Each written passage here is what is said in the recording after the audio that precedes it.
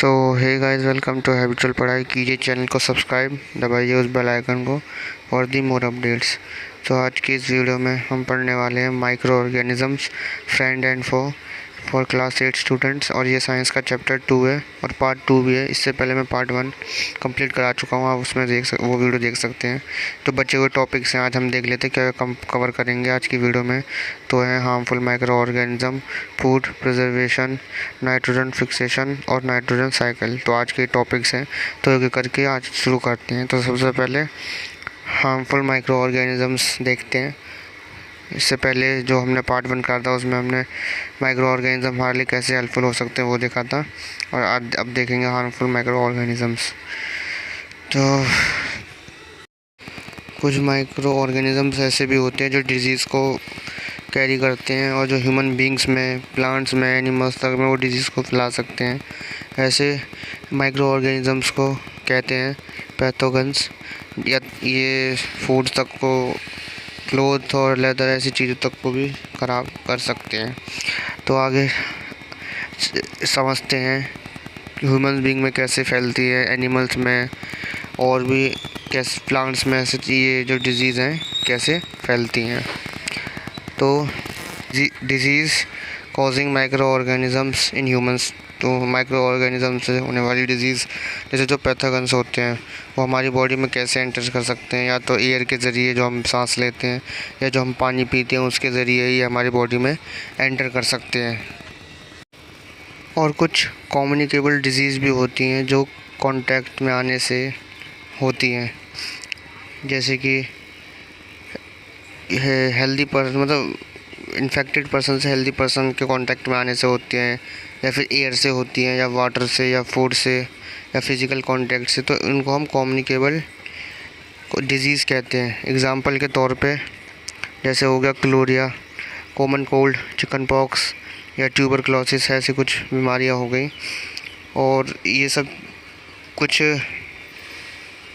House flies से भी होती हैं। जैसे हाउस फ्लाइज क्या होती है, वो गार्बेज पे बैठती है और फिर उसके बाद में हमारे जैसे अनकवर्ड फूड हो गया, जो हमारा खाना खुला रह जाता है, उस पर भी बैठ जाती है। तो इससे क्या होता है कि जैसे इनफैक्ट गार्बेज से जो माइक्रो ऑर्गेनिजम्स कुछ उसके आस चिपक के फिर वो खाने पे रह जाते हैं, तो फिर उसी को हम खा लेते हैं। तो इससे हम डिजीज़ हमारे शरीर में आ सकती है।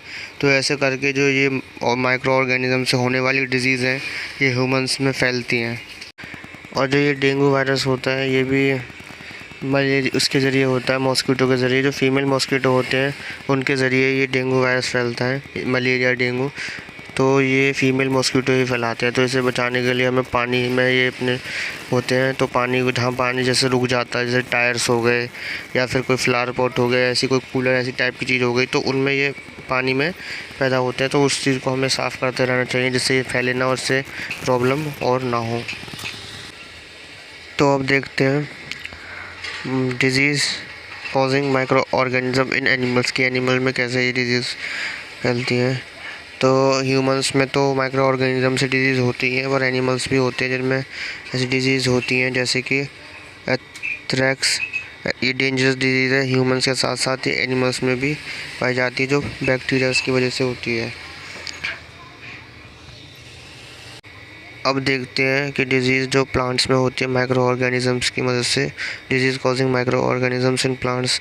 तो जैसे माइक्रो ऑर्गेनिज्म में डिजीज़ होती है कुछ प्लांट्स में, जैसे कि wheat, rice, potato, sugar canes, orange, apples and others. कुछ ऐसे प्लांट हो गए जिनमें डिजीज़ होती है। तो इससे क्या होता है कि जो फील्ड होती है उसकी फर्टिलिटी को भी ख़राब कर सकते हैं। तो इसको प्रिवेंट करने के लिए कुछ केमिकल्स का यूज़ किया जाता है उनको माइक्रोब्स को मारने के लिए, ताकि वो फील्ड भी ना ख़राब हो, ताकि और प्लांट भी सेफ रहें। तो अब बढ़ते हैं अगले टॉपिक की तरफ में, जो है फूड पॉइजनिंग, कि फूड कैसे पॉइजन बन सकता है।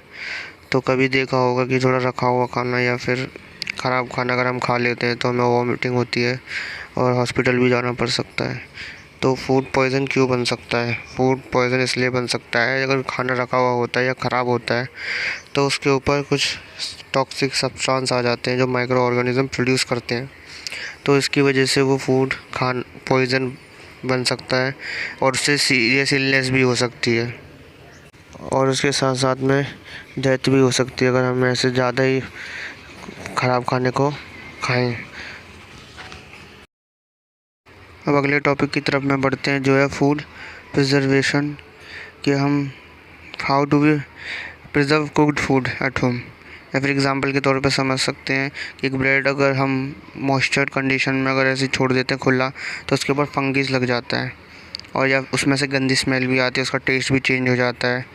तो ये सब क्या होता है कि ये केमिकल रिएक्शन होने लग जाती है उसमें, इस वजह से वो ऐसा ख़राब हो जाता है। पर इसी जगह पर अगर हम मैंगो को देखें, मैंगो को अगर हम ऐसे ही रख दें तो वो ख़राब हो जाता है। पर अगर हम उसका जो मैंगो से जो अचार बनता है, आम का अचार, अगर उसको कुछ नहीं होता ना वो ख़राब होता ना वो कितने लंबे समय तक रहता है। ऐसा क्यों होता है? क्योंकि उसे प्रिजर्व करके रखा जाता है। तो प्रिजर्व करने के काफ़ी मेथड होते हैं, तो एक एक करके हम हर एक मेथड को देखते हैं कि कैसे हम खाने को प्रिजर्व करके रख सकते हैं। तो अब देखते हैं हमारे कुछ प्रिजर्वेटिव, जैसे केमिकल मेथड से कैसे प्रिजर्व कर सकते हैं। जैसे सॉल्ट और एडिबल ऑयल्स, कुछ केमिकल हम जैसे डालते हैं ताकि माइक्रोब्स उसमें ग्रो ना करें, और ऐसे इनको हम प्रिजर्वेटिव्स कहते हैं जो प्रिजर्व करके रखते हैं खाने को। या सोडियम बेंजोनेट और सोडियम मेटा सल्फेट, ऐसे कुछ कॉमन प्रिजर्वेटिव जो जैम्स और भी चीज़ों को प्रिजर्व करने के लिए इस्तेमाल होते हैं। और जो सॉल्ट और एसिड इस्तेमाल करते हैं हम पिकल्स को प्रिजर्व करने के लिए, ताकि उसके अंदर माइक्रोब्स ना लगें।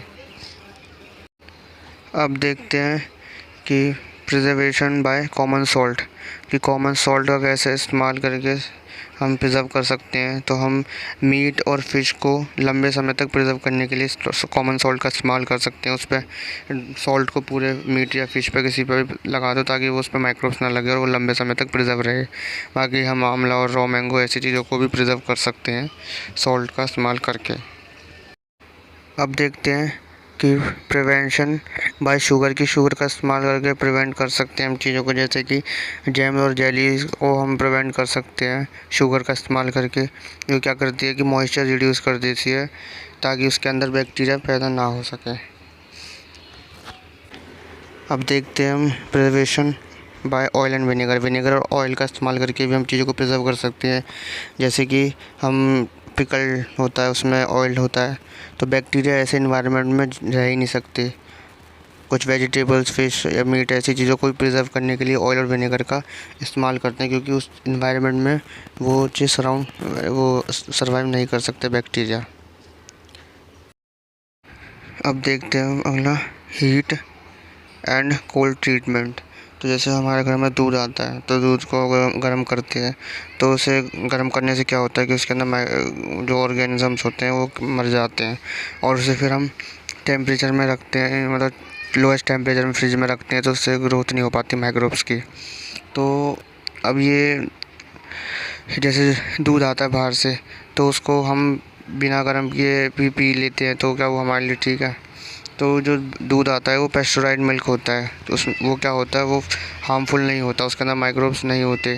क्योंकि उसमें उसे 70 डिग्री सेल्सियस पे 15 से 30 सेकंड के लिए गर्म किया जाता है और एकदम सडनली स्टोर्ड किया जाता है एकदम चिल्ड में। तो उससे क्या होता है, उसके अंदर जितने माइक्रोब्स होते हैं एकदम ख़त्म हो जाते हैं। तो इस प्रोसेस को लुईस पैस्चर ने डिस्कवर किया था, और तो इसका नाम जो रखा गया है वो पेस्चराइजेशन है। तो पेस्चराइज्ड जो मिल्क होता है वो सही होता है, उसे हम बिना गर्म करे भी पी सकते हैं और वो हार्मफुल नहीं होता। अब देखते हैं आगे कि स्टोरेज एंड पैकिंग, कि जो ड्राई फ्रूट्स होते हैं आज के टाइम पे, या फिर वेजिटेबल्स हो गए, कुछ सोल्ड होते हैं एकदम सील्ड एयर टाइट पैकेट में, तो उससे ना क्या होता है, माइक्रोब से प्रिवेंट किए जाते हैं ताकि उसमें माइक्रोब्स ईज़िली अटैक ना कर सके। तो ये कुछ तरीके हैं जिससे हम प्रिवेंट कर सकते हैं। अब बढ़ते हैं अपने अगले टॉपिक की तरफ। अब देखते हैं नाइट्रोजन फिक्सेशन क्या होता है। तो नाइट्रोजन फिक्सेशन मतलब कि रूट के अंदर, मतलब पेड़ों में नाइट्रोजन कैसे पहुंचता है मिट्टी के ज़रिए। तो हमने क्लास 7 में पढ़ा होगा कि एक बैक्टीरियम राइजोबियम नाम का एक बैक्टीरिया होता है जो लेगुमिनस प्लांट्स होते हैं, जैसे कि बीन्स या पीस, उनकी जड़ों पर पाया जाता है। तो वो क्या करता है कि एटमॉस्फेयर में जो नाइट्रोजन होती है तो उसको ऑब्जॉर्व करके सॉइल में स्प्रेड कर देता है, और जिससे वो रूट के ज़रिए वो प्लांट उस नाइट्रोजन को ले लेता है। तो इसी को कहते हैं हम नाइट्रोजन फिक्सेशन। तो अब देखते समझते हैं हमारा जो लास्ट टॉपिक है आज का, वो है चैप्टर का भी, नाइट्रोजन साइकिल। तो इसे समझते हैं। तो जो हमारे एटमॉस्फेयर में 78% नाइट्रोजन गैस होती है, जो और सब के लिए ज़रूरी है, जैसे प्रोटीन या फिर और भी विटामिन, ऐसे जितनी भी चीज़ें होती ज़रूरी होती हैं, वैसे नाइट्रोजन भी हमारे लिए ज़रूरी होता है। पर वो नाइट्रोजन हमें डायरेक्टली नहीं मिलता, ठीक है। तो कुछ प्लांट्स और एनिमल्स को तो डायरेक्टली नहीं मिलता, पर कुछ बैक्टीरिया होते हैं जैसे ब्लू ग्रीन एल्गाई होते हैं, जो क्या होते हैं, वो सॉइल के अंदर नाइट्रोजन को फिक्स कर देते हैं, मतलब उनके कंपाउंड्स बनाए थे नाइट्रोजन को और सॉइल में मिक्स कर देते हैं। फिर उसके बाद में मिक्स होने के बाद में फिर क्या होता है कि वो प्लांट उसको अपनी प्लांट्स उसे कंज्यूम करते हैं with the help of our roots. वो रूट का इस्तेमाल करते हैं, फिर रूट से वो उसमें जाते हैं, और फिर जब वो प्लांट्स में नाइट्रोजन पहुंच जाता है, फिर नाइट्रोजन उसको जो एनिमल्स होते हैं उसे कंज्यूम करते हैं, उसे खाते हैं। और खाने के बाद में क्या होता है कि जैसे एनिमल डेड हो गया, तो या उसके बाद में फिर वो जो नाइट्रोजन होता है वो सारा दोबारा सॉइल में मिक्स हो जाता है, और उसी सॉइल को फिर वो नाइट्रोजन दोबारा फिर वो प्लांट जैसे उगता है, फिर वो उसी को इस्तेमाल करता है। और फिर क्या हो, कुछ बैक्टीरिया क्या करते हैं कि उस सॉइल में से भी नाइट्रोजन को दोबारा वापस कंपाउंड से नाइट्रोजन गैस में कन्वर्ट कर देते हैं, वो जो दोबारा एनवायरनमेंट में चली जाती है। तो ऐसे करके ये जो पूरी नाइट्रोजन की साइकिल है ये वर्क करती है। तो इसे एक डायग्राम के ज़रिए भी समझते हैं। तो चलिए इसे एक बार डायग्राम से और समझ लेते हैं नाइट्रोजन साइकिल को। तो सबसे पहले डायग्राम बना लेते हैं, उसके बाद में फिर समझेंगे। तो जैसे हमें पता है हमारे एटमॉस्फेयर में 78% नाइट्रोजन होती है। तो वो नाइट्रोजन दो तरीके से मिक्स होती है सॉइल में, तो लाइटनिंग से बिजली कड़कती है उससे, और दूसरा हुआ नाइट्रोजन फिक्सिंग। वो बैक्टीरिया होते हैं हमारे एटमॉस्फेयर में, वो क्या करते हैं कि वो उसे सॉइल में मिक्स कर देते हैं। उसके बाद में बैक्टीरिया टर्न नाइट्रोजन कंपाउंड से, मतलब उसे कंपाउंड में कन्वर्ट कर देते हैं। उसके बाद में वो compound of the nitrogen in the soil, जब वो सॉइल में मिक्स हो जाते हैं कंपाउंड उसके नाइट्रोजन के, उसके बाद में वो प्लांट उसे अपटेकन बाय प्लांट्स, वो प्लांट्स उसे खाते हैं। उसके बाद मतलब प्लांट्स अपने रूट्स का इस्तेमाल करके उसे ले लेते हैं। उसके बाद में फिर क्या होता है, उसे एनिमल खाते हैं प्लांट को, फिर वो एनिमल में चला जाता है। उसके बाद में एनिमल खाने के बाद में animal nitrogen waste from excretion of that, जैसे जब वो मर जाते हैं, जैसे एनिमल मर गया उसके बाद में क्या होता है कि वो दोबारा सॉइल में वापस चले गए। सॉइल में वापस जाने के बाद में फिर वो दोबारा कंपाउंड मिक्स हो जाते हैं सॉइल में, और उसके बाद में फिर दोबारा प्लांट्स ले लेते हैं, और उसमें से कुछ हिस्सा वापस बैक्टीरिया उसे क्या करते हैं, उसे गैस में कन्वर्ट कर देते हैं, नाइट्रोजन गैस में, और फिर वो दोबारा एटमॉस्फेयर में चली जाती है। तो ये साइकिल चलती रहती है। तो यही है नाइट्रोजन साइकिल। तो आज की वीडियो में बस इतना ही। ये चैप्टर कंप्लीट हुआ। इसे पार्ट 1 आप देख सकते हो, और ये पार्ट 2 है, तो 2 पार्ट्स में मैंने चैप्टर कंप्लीट करवा दिया। तो वीडियो अच्छी लगी तो वीडियो को लाइक कीजिए, शेयर कीजिए, और चैनल को कीजिए सब्सक्राइब, दबाइए उस बेल आइकन को फॉर दी मोर अपडेट्स। मैं मिलता हूँ आपको किसी नई वीडियो में नए टॉपिक के साथ। Till then bye bye and take care.